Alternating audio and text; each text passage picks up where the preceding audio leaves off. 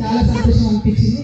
ఎందుకంటే ఈ జిల్లా మొత్తానికి కూడా 54% కూడా చదవలేదు, కానీ ఆడపిల్లల్ని మీరు పట్టుబట్టి చదివించుకుంటున్న విధానం నాకు బాగా నచ్చింది.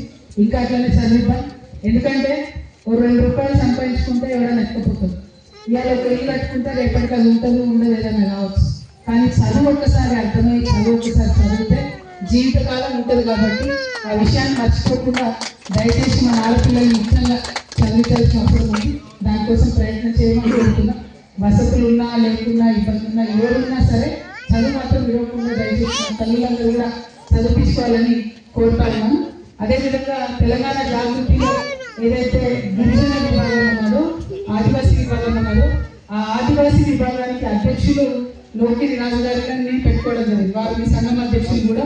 అంటే చాలా మంది ఆశ్చర్యపోయారు, ఆదివాసీ గిరిజనులు ఎరకల వాళ్ళకి ఏ సంస్థలో కూడా అవకాశం లేదు అన్నారు. కానీ నేను మాత్రం ఒకటే బలంగా నమ్మిన, ఏకలవ్యుని దేవుడిగా పెట్టుకున్నటువంటి మీరు మీకున్నటువంటి పట్టుదల